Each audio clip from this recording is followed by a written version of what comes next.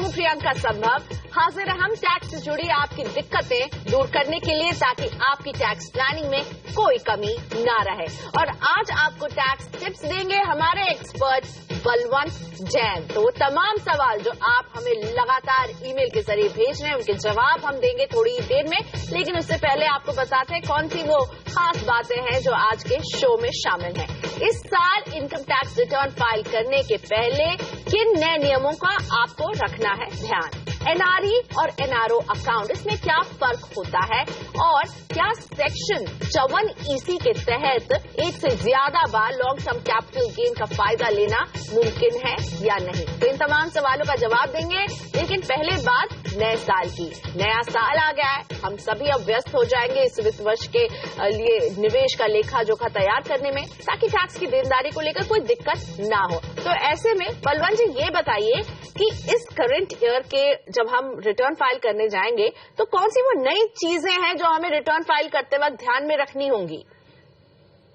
देखिए प्रियंका, जो 2016 का जो बजट आया है उसमें इनकम टैक्स रिटर्न को फाइल करने से संबंधित कुछ चेंजेज आए हैं। एक चेंज तो आया है कि अभी तक आप जो अपना इनकम टैक्स रिटर्न जो भरा है, अगर आपने ड्यू डेट के पहले नहीं भरा, ड्यू डेट तक नहीं भरा है, तो आप अपना इनकम टैक्स का रिटर्न रिवाइज नहीं कर सकते थे। परंतु अगले साल से जो मार्च 2017 का जो आप रिटर्न फाइल करने वाले हैं, वो रिटर्न अगर आपने ड्यू डेट के पहले नहीं भरा है तो भी आप एक साल के भीतर भीतर जितनी बार चाहे रिवाइज कर सकते हैं। परंतु एक बात ध्यान रखने जैसी है कि अगर आपने अपना रिटर्न ड्यू डेट के पहले नहीं भरा है तो आपका कोई इनकम टैक्स का लॉस वगैरह है वो आप कैरी फॉरवर्ड नहीं कर पाएंगे। इसके अलावा जो चेंजेज आए हैं कि अभी तक आज की तारीख में आप कोई भी 2 साल का इनकम टैक्स का रिटर्न भर सकते हैं, परंतु मार्च 2017 के बाद में आप सिर्फ कोई भी समय पे एक ही साल का रिटर्न भर पाएंगे। जैसे मार्च 2017 का जो रिटर्न आपका ओरिजिनल ड्यू डेट 31 जुलाई 2017 है, वो लेटेस्ट जो बिलेटेड रिटर्न बोलते हैं वो 31 मार्च 2018 तक भर पाएंगे। जहां तक रिटर्न रिवाइज करने की बात है, मैं बाकी व्यूअर्स को भी बताना चाहूंगा कि जैसे गवर्नमेंट ने भी अभी वार्निंग दी थी कि ये रूट का लोग अपने पुराने जो 2016 के रिटर्न भर दिए हैं उसका सेल्स और प्रॉफिट रिवाइज करने के लिए यूज नहीं कर सकते। मतलब ये जो विंडो है वो सिर्फ आपकी कोई मिस्टेक वगैरह हो गई हो या कोई ओमिशन वगैरह हुआ वो करेक्ट करने के लिए है। तो फिर ध्यान रहे इन बातों का और बहुत ही केयरफुली भरिए अपना रिटर्न इस साल। और अब शुरुआत करते हैं अपने दर्शकों के सवालों का। पहला सवाल पूछने के लिए उत्तर प्रदेश के गोंडा से सुरेंद्र कुमार श्रीवास्तव मेरे साथ फोन लाइन पर हैं। नमस्ते श्रीवास्तव साहब, स्वागत है आपका टैक्स गुरु में। अब पूछिए अपना सवाल। बलवंत जैन जी हैं मेरे साथ आपकी समस्या दूर करने के लिए। नमस्कार। हमने ITR 2 जो है 5 अगस्त को भरा था, उसका ITR 5 जो है मैंने सितंबर में भेजा है, लेकिन वो अभी तक वहां पर जो है पहुंचा नहीं है।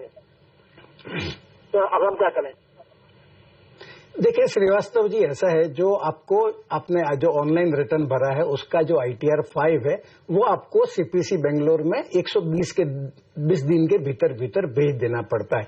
ऐसा लगता है आपने भेजा है, वहां पहुंचा नहीं है, तो आप एक बार वापस उस ITR 5 का प्रिंट आउट निकाल के CPC को भेज सकते हैं। वैसे जो तय सीमा है वो 120 दिनों की है, परंतु CPC वाले 120 दिन बाद में भी एक्सेप्ट कर देते हैं। परंतु अगर आप भेजने के 15 दिन बाद चेक कर लीजिए, आपको लगता है कि आपका अभी भी वहां पे रिसीव्ड नहीं दिखाता है, तो आप अपना जो इनकम टैक्स का रिटर्न है वो 31 मार्च 2017 तक आप आराम से भर सकते हैं, बशर्ते आपको कोई लॉस वगैरह या रिफंड नहीं हो, तो आपका कोई इम्प्लीकेशन भी नहीं होगा। परंतु चूंकि ये रिटर्न में जैसे बताया कि आप अभी रिवाइज नहीं कर पाएंगे बाद में, तो एकदम ध्यान से पूरा का पूरा रिटर्न भर दीजिएगा। मतलब उसमें कोई ओमिशन या गलती का कोई चांस नहीं रहना चाहिए। अगर आपको आपका ITR 5 नहीं पहुंचता है, नए सिरे से रिटर्न भरना पड़ता है। तो क्योंकि अगर आपने ITR 120 दिन के भीतर भीतर नहीं भेजा है तो आपका जो रिटर्न है वो फाइल नहीं किया हुआ गिना जाता है, तो आपका जो रिटर्न भरेंगे वही आपका ओरिजिनल रिटर्न होगा। यानी पहले तो ITRV को फिर से भेजने की कोशिश कीजिए आप, और उसके बाद नहीं हो तो फिर से आपको रिटर्न भरना होगा मार्च 2017 तक। इलाहाबाद से अशोक कुमार गुप्ता मेरे साथ फोन लाइन पर जुड़ चुके हैं। नमस्ते गुप्ता जी, मेरे साथ बलवंत जैन है, आपकी मदद करेंगे। पूछिए अपना सवाल, क्या परेशानी है? मुझे मेरी बेटी के बारे में क्वेश्चन पूछना है। उसने अक्टूबर 2010 से लेके अगस्त 2012 तक जॉब किया प्राइवेट सेक्टर में। अब उसके बाद जो है इधर अभी 5 साल के बाद उसका प्रोविडेंट फंड का फुल पेमेंट लिया है उसने। तो क्या मुझे ही जानना था, क्या पूरा अमाउंट टैक्सेबल होगा क्योंकि उसने 5 साल तक सर्विस नहीं किया है? क्या कंडीशन है कि 5 साल तक सर्विस करना जरूरी है? ये पॉइंट है मेन। अगर टैक्सेबल है तो क्या फुल अमाउंट होगा या एम्प्लॉयर का कंट्रीब्यूशन, एम्प्लॉय का कंट्रीब्यूशन, इसमें कोई डिस्टिंक्शन है? देखिए अशोक जी, ऐसा है कि आपकी डॉटर ने जो सिर्फ 2 साल ही ईपीएफ अकाउंट में कंट्रीब्यूशन किया है, भले ही आपने पैसा 5 साल रखा है, 5 साल से ज्यादा रखा है, परंतु अगर आपका ईपीएफ अकाउंट में कुल मिला के अगर 5 साल से कम का कंट्रीब्यूशन होता है और अगर वो पैसा आप विड्रॉ करते हैं तो वो पूरी तरह से टैक्सेबल होता है। टैक्सेबल दोनों पैसा है, जो आपका एम्प्लॉयर का कंट्रीब्यूशन भी टैक्सेबल है, एम्प्लॉय का कंट्रीब्यूशन भी टैक्सेबल है। एम्प्लॉयर का जो कंट्रीब्यूशन है वो सैलरी हेड में टैक्सेबल होगा, एम्प्लॉय का जो कंट्रीब्यूशन है वो ईटीसी में आपने डिडक्शन क्लेम किया ही होगा, तो इनकम फ्रॉम अदर सोर्सेज में, और ये दोनों इंटरेस्ट के साथ रेस्पेक्टिव हेड में टैक्सेबल है। अब जैसे बता रहे हैं कि आपकी बिटिया ने तो 5 साल हो गए, 2012 के बाद में कोई जॉब ज्वाइन नहीं किया है, तो और ये जो पैसा ईपीएफ से आपने निकाला है, अगर वो मिला के दूसरी जो टैक्सेबल इनकम के साथ में अगर 2.5 लाख से ज्यादा नहीं है तो आपकी वैसे भी टैक्स लाइबिलिटी नहीं बनेगी। और मुझे लगता है टीडीएस अगर एम्प्लॉयर ने वो जो ईपीएफ ट्रस्ट ने या ईपीएफ अथॉरिटी ने नहीं काटा है तो आपका जो विड्रॉल है वो 50,000 से कम होगा। आप देख लीजिए, अगर 2.5 लाख से अगर टैक्सेबल बनता है तो आपको भले ही टीडीएस नहीं कटा है पर आपको अपनी टैक्स की देनदारी का निर्वाह करना पड़ेगा। यानी एक पूरा कैलकुलेशन की कमाई कितनी हुई है उस हिसाब से टैक्स की देनदारी बनेगी अशोक जी की बेटी पर। अगला सवाल शामिल करते हैं ईमेल के जरिए। अशोक प्रधान ने हमें अपना ये सवाल भेजा है। अशोक जी ने अपने एक दोस्त को 6 महीने पहले 2 लाख रुपए तोहफे में दिए थे। अशोक जी जानना चाहते हैं कि क्या इस साल के आईटी रिटर्न में उन्हें ये रकम दिखानी होगी और इनके दोस्त के लिए क्या कोई टैक्स की देनदारी भी बनेगी? देखिए प्रियंका, ऐसा है कि एक जमाना था जब इंडिया में गिफ्ट टैक्स था, जो गिफ्ट देता तो उसको टैक्स भरना पड़ता था, पर वो गिफ्ट टैक्स काफी टाइम हो गया, एबॉलिश हो गया। तो अशोक जी को तो न तो इनकम टैक्स रिटर्न में कुछ बताने की जरूरत है, न उनकी खुद की कोई टैक्स लाइबिलिटी है, परंतु जो रेसिपिएंट है, जो डॉनी है, जिसको गिफ्ट मिलती है, अगर किसी भी व्यक्ति को पूरे साल में कुल मिला के 50,000 से ज्यादा की अगर टैक्सेबल गिफ्ट मिलती है, 50,000 एक बार अगर ये 50,000 से ज्यादा हो गई तो पूरी की पूरी राशि है वो टैक्सेबल हो जाती है। जैसे ये इन्होंने 2 लाख की गिफ्ट दी है अपने मित्र को, तो क्योंकि 50,000 से ज्यादा है तो पूरी 2 लाख की राशि उनके मित्र को अपने इनकम टैक्स रिटर्न में इंक्लूड करनी पड़ेगी। ये सेक्शन 56(2) में है, और बाकी भी इनकम ऐड करने के बाद में जो स्लैब रेट है उसके हिसाब से उनको टैक्स पेमेंट करना पड़ेगा। अगला सवाल अरविंद जायसवाल जी का।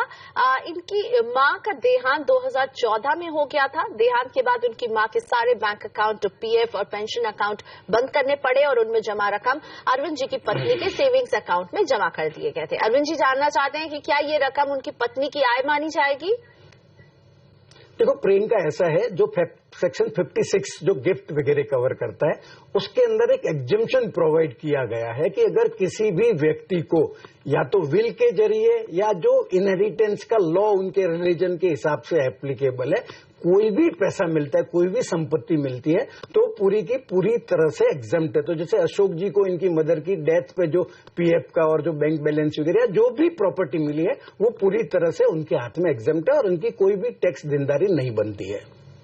बढ़ते हैं लुधियाना से अजय गुप्ता के सवाल की तरफ। अजय जी ने अपनी बेटी का एडमिशन 2017-18 के सेशन के लिए अभी अभी करवाया है। नर्सरी में एडमिट हुई है इनकी बेटी और इसके लिए पूरे साल की ट्यूशन फीस उन्होंने चुका दी है। जानना चाहते हैं कि इस ट्यूशन फीस के एवज में वो क्या सेक्शन 80C की छूट ले सकते हैं इसी मौजूदा वित्त वर्ष में, या अगले वित्त वर्ष तक उन्हें इंतजार करना होगा? देखिए प्रियंका, ऐसा है कि जो सेक्शन 80C के जो डिडक्शन है वो 1.5 लाख तक रेस्ट्रिक्टेड है। वो पेमेंट बेसिस पे है, वो ड्यू बेसिस पे आप क्लेम नहीं कर सकते। तो जैसे अजय जी ने अपनी बेटी की स्कूल के लिए पूरे साल की फी अभी पेमेंट कर दी है, तो जितनी भी फी उन्होंने पे की है वो मार्च 2017 का जो साल खत्म हो रहा है उसी साल में ये क्लेम कर सकते हैं। और सेक्शन 80C में कैरी फॉरवर्ड का कोई प्रोविजन नहीं है। सपोज आपका जो एलिजिबल इन्वेस्टमेंट और एक्सपेंसेस 1.5 लाख से अगर ज्यादा हो जाता है तो वो आप अगले साल में उसको कैरी फॉरवर्ड नहीं कर सकते, वो वहीं पर लैप्स हो जाएगा। अगले साल के लिए आपको फिर से अगले साल में इन्वेस्टमेंट करना पड़ेगा। ओके, तो जिस साल में इन्वेस्टमेंट किया है उसी साल में इसका फायदा भी आपको लेना ही पड़ेगा ATC के तहत। लेते हैं एक छोटा सा ब्रेक, अभी हाजिर हो रहे हैं। ब्रेक के बाद NRE और NRO अकाउंट, इन दोनों में अंतर क्या होता है समझेंगे हमारे टैक्स एक्सपर्ट से।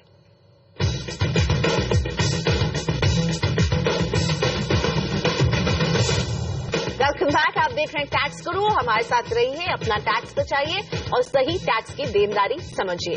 आज मेरे साथ हैं टैक्स एक्सपर्ट बलवंत जैन। बलवंत जी, हमारे पास NRIs के ढेरों सवाल आते रहते हैं जिनमें वो टैक्स से जुड़े मामलों पर हमारे एक्सपर्ट जैसे कि आप हैं सलाह भी लेते रहते हैं। ऐसा ही एक सवाल आया जिसमें वो जानना चाहते हैं कि NRE और NRO अकाउंट में क्या डिफरेंस होता है। देखिए प्रियंका, ऐसा है कि कोई भी व्यक्ति जो इंडियन सिटीजन है जब इंडिया से बाहर चला जाता है जॉब लेने के लिए या बिजनेस करने के लिए या कोई इंटेंशन है कि भाई वापस इंडेफिनिट पीरियड के लिए नहीं आता है, तो फेमा के लिए वो इमीडिएटली नॉन रेसिडेंट हो जाता है।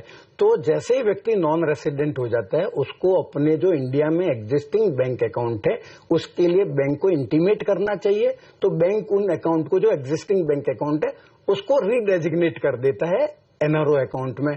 और आप चाहे तो नॉन रेसिडेंट बनने के बाद में भी नए सिरे से non resident NRO account, non resident ordinary account खोल सकते हैं।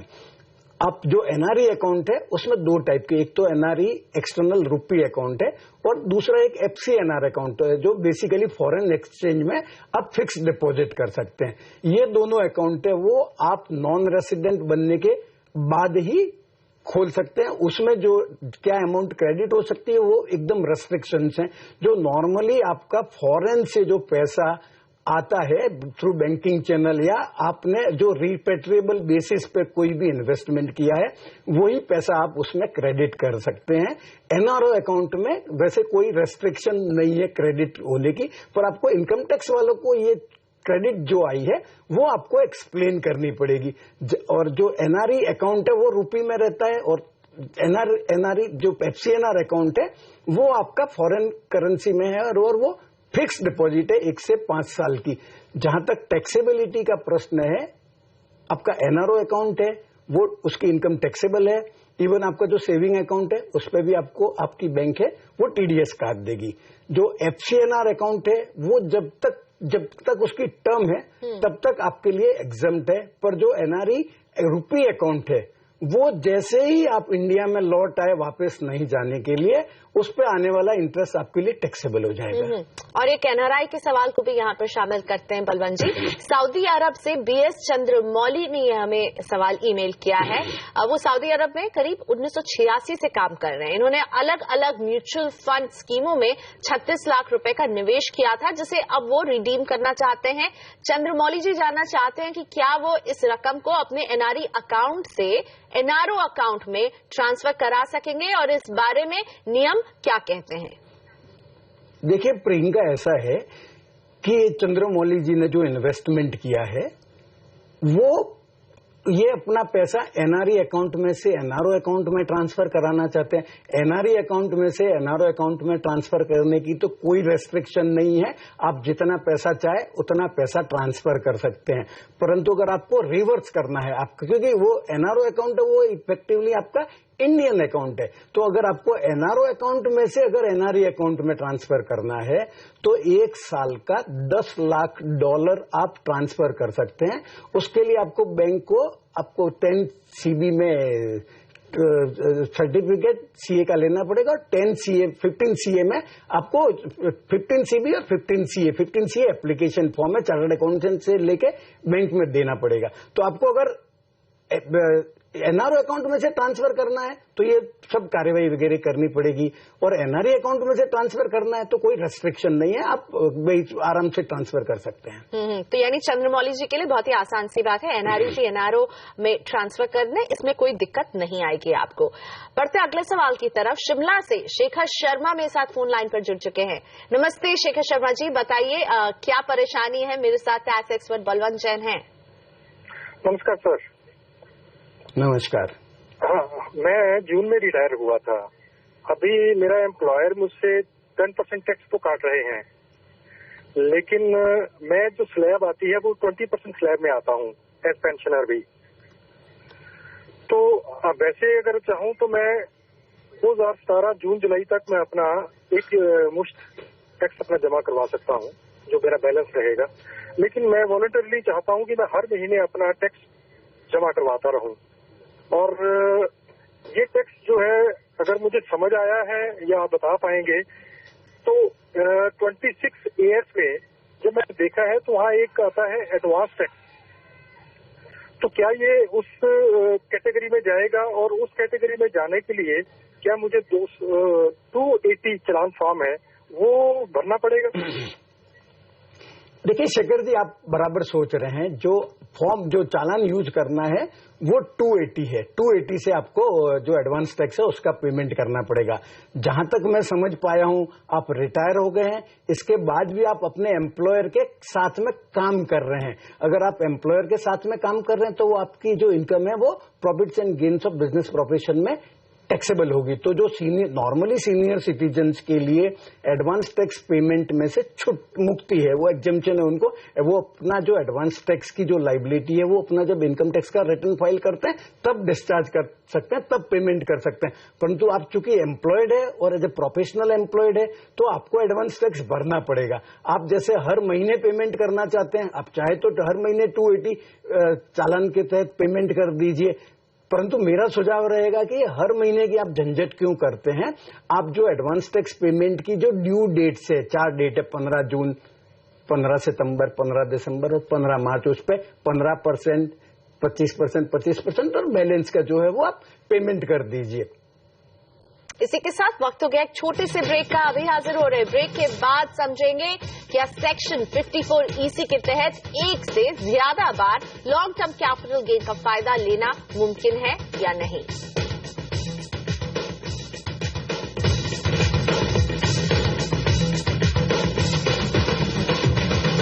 Welcome back. आप देख रहे हैं टैक्स गुरु और हमारी कोशिश रहती है कि टैक्स बचाने में हम आपकी मदद कर सके।